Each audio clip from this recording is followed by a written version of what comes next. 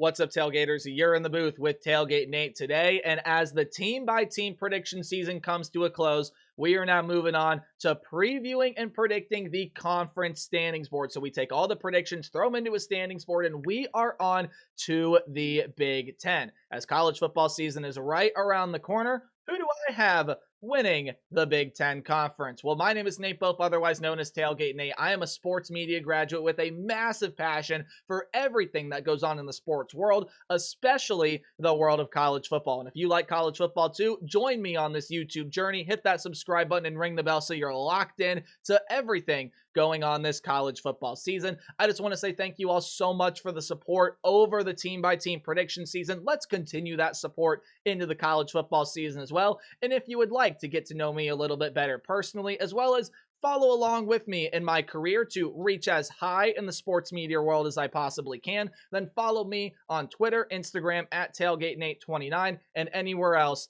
you would like to follow me on social media. But I do just want to thank all you guys for the support, for clicking on this video, for interacting with me, for supporting me in any way that all of you do. And let's dive on into your Big Ten standings board. So again, we take all the results that I predicted on my channel, we put them into the standings board, and then we talk about it here in this video. So we are going to go through, talk about everything that I've predicted in the Big Ten this year, as well as talk about why my championship game is the way that it is. We'll start at the bottom, go to the top, go through the highlights. We'll probably touch a little bit on every team, some more than others, but here we go.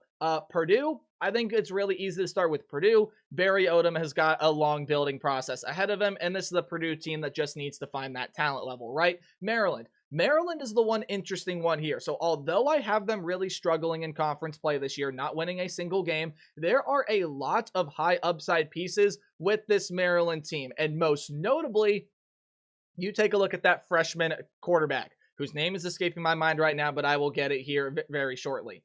That is a guy in Malik Washington, there it is, that can make a bunch of noise for Maryland this year. And you're getting Jaleel Farouk, you're getting Caleb Webb over from the portal as wideout weapons. You have some dangerous receivers. I think this defense is the big question I have about Maryland, is how well is it going to play this season? I think the offense can make a lot of noise, but if the defense struggles, I just don't see Maryland piecing a lot of things together. Northwestern here at 1-8 in conference, they're the lone team that does so. This is a team that as I have looked more and more after my Northwestern video, while I don't regret putting them at 3-9, and I'm not going to change where I have sat them in my predictions so far, I do think that this is a Northwestern team that has got some pretty interesting upside in offensive potential. I think it's a team that can end up surprising a little bit offensively, but again, how are you going to be able to build up that defensive side of the ball and be able to defend teams like Penn State and Ohio State and Oregon and any of the other teams that sit there on their schedule, which I don't think Ohio State does. Actually, I know Ohio State does not. So Northwestern can flash some high upside offensively, but I think overall it's a struggle for them compared to the rest of the talent in the Big Ten. UCLA is another really interesting one, and even though I got them towards the bottom of the standings board, this is a UCLA team that don't be surprised if they're a lot higher than 15th at the end of the season, especially if Nico Iamaleava is going to be a really good quarterback for him this year, which he projects to be, and he should be. So you definitely are going to have that going well for UCLA this year. But otherwise, I mean, not a question to me of if Nico is going to be a good quarterback. It's the question I have with some other teams around the country, especially another one here in the Big Ten we'll get to. Are the pieces around Nico going to be enough? I think you got some interesting pieces in the wide receiver room. Javion Thomas is a good running back transfer. But again, overall, we'll see. That offensive line, a very big question mark for UCLA too. I think there are too many questions for me to place UCLA any higher than I have on the standings board. Rutgers, though, I think still going to be a solid team. They just miss out on a bowl game because I think their schedule sets them up to needing to win a game that they, quote, shouldn't. Or maybe you go on the road and play a team lower in the standings that you're going to end up dropping. Either way, Rutgers still going to be a solid team this year, even though I don't have them in a bowl game. still going to be a solid squad. Ethan Kaliakmanis made some massive strides at the quarterback position last year. They just lose a lot of offensive and defensive production that I think is going to be hard to replace. So I've sat them here at 14th. Now we're getting into the teams that I am projecting make a bowl game this year. Michigan State being the first one there at number 13. And I do think the Spartans take a nice step this season. Is it going to be massive? Likely no. I just don't see this team taking that big, massive step this season. However, you did really well in the transfer portal in your wide receiver room to pair with a star freshman last year, Nick Marsh, now a true sophomore. Aiden Childs is coming back. I think you're going to see some improvement from him out of the quarterback position. Elijah Tolliver is a great transfer coming over, I believe, from Sac State. And then your defense is going to play hard. They're going to be physical, especially in that linebacker room. I think they got some great pieces there. Jordan Hall, Darius Snow, Wayne Matthews, etc. moving on forward. I think the Spartans do see some ups and downs, but overall they take that next step and reach the postseason in year 2 under Jonathan Smith. The boat will still be rowing this year, as I got Minnesota having another pretty solid season, although they can do a lot better here than I am predicting. You could say that with really any team here, but I especially believe that with Minnesota. I think this is the team that has got some really good pieces on it. Minnesota definitely is a squad that, look, you look at Drake Lindsay at quarterback, I like him. You look at Darius Taylor, could be one of the more dangerous running backs that are in the Big Ten Conference. I think you got some fairly good wide receiver pieces in there, and we know this defense is going to play hard. It's got a lot of seniors, especially in that front line, that are going to make things tough for opposing offenses. So Minnesota, I tab as one of the more interesting teams in the Big Ten, but because of tiebreakers, this is where they sit here at number 12. Number 11 is going to be UW. Now, if you're looking for a team on my standings board to say, Nate, I think you got this one wrong, they're probably going to be a lot higher than you're projecting. UW is most certainly going to be that team. I think their schedule, they're going to struggle a little bit. They play some teams like the team above them that are going to be desperate to piece together some wins this year, but UW has got all the talent in the world. I think the Huskies are set up really well this season and easily can exceed my expectation of them here in 2025. Demon Williams is going to be a great quarterback. Jonah Coleman's going to be a great running back. I think you have some good wide receiver pieces in there as well. Denzel Boston, Kevin Green, a transfer in Omari Evans coming over from Penn State. He was a good piece for the Nittany Lions last year, can be again here for this Washington team. Transfers coming in on the defensive end will help boost it up, but it especially is that high upside offensively that can really help drive Washington forward this season. And I think, again, if you're going to pick a team out of the standings board to really emerge and be higher up than I'm predicting, UW is definitely going to end up being that team. Really brief conversation with Wisconsin here. If you're looking for a team to be a lot lower on the standings board than I'm predicting, it's probably Wisconsin, right? There are a lot of issues that have gone on with the program, most notably things just not working out in the right way. Wisconsin changed their philosophy under Luke Fickell. It's come back to bite them, etc., etc.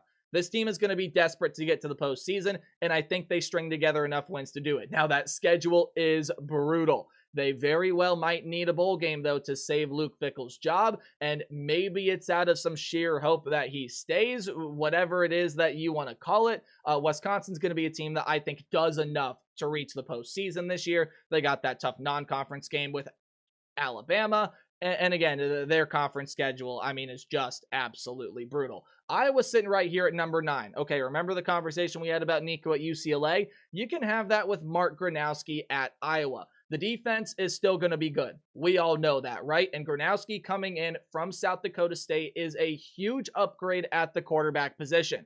What are his skill position players going to look like? I don't think they have the necessary talent to utilize his full ability as a passer in the pass catching room. I don't think their running back room is going to be as good as it was last year, especially losing Caleb Johnson and some other really good backs.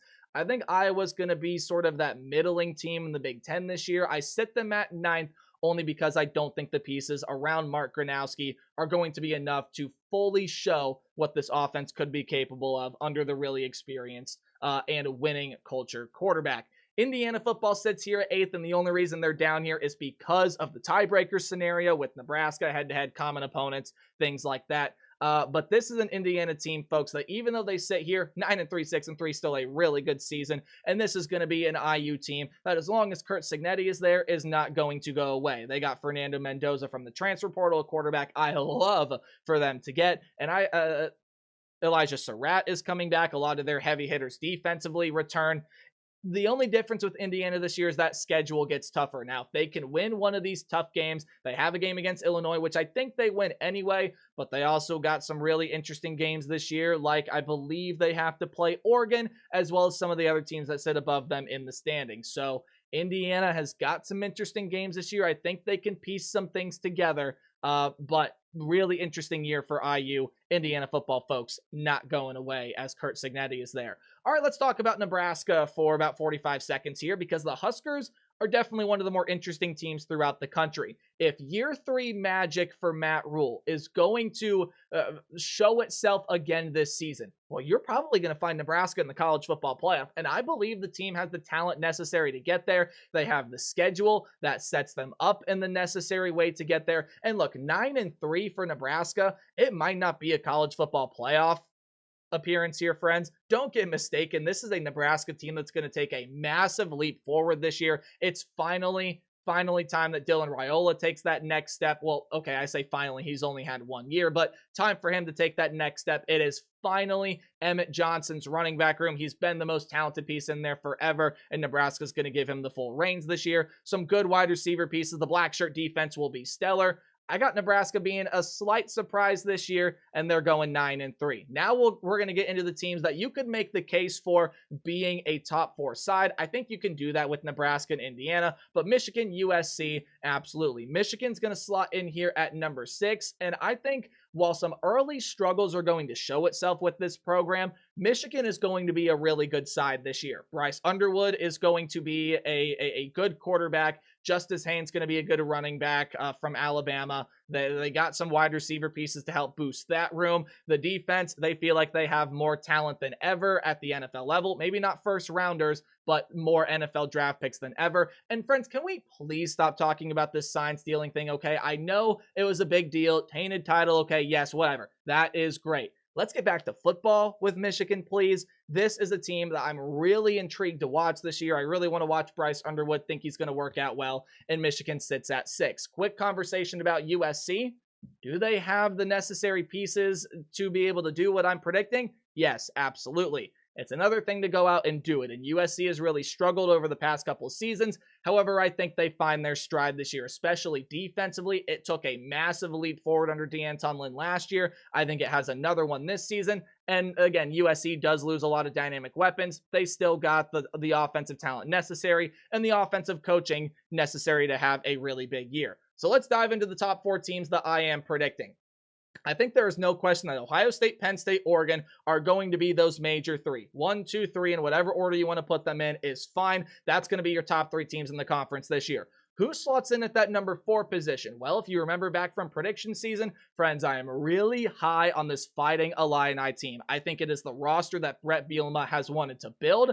This is an Illini team that I've spoke of before as a unit that I see getting into the college football playoff. So a little spoiler for my playoff predictions there. Maybe. Who knows? You'll have to wait and see, right? But this is an Illini team that when I look across the country, they look to me to be the Indiana of this year. I think the team is built exactly how Brett Bielema wants it. I think while the offense does not need to be anything world-breaking, it has a lot of good, solid pieces in it. And that defense, man, studs all over the field. This is the team that's going to play hard. It also has a schedule that sets itself up fairly well. You do got to play Ohio State. You do got to play Indiana. Couple other tough games on that schedule, but I think the Illini are going to do great this year. I'm really high on this team, and they finish at number 4. Again, 3-2-1, Oregon, Penn State, Ohio State. I don't think I have to explain why. Oregon, I see that as that team that's following just a little bit behind, just because, again, that loss of Evan Stewart due to injury is really, really big for them. I think he was going to be their best wide receiver, and now they're going to need someone to fill in that gap,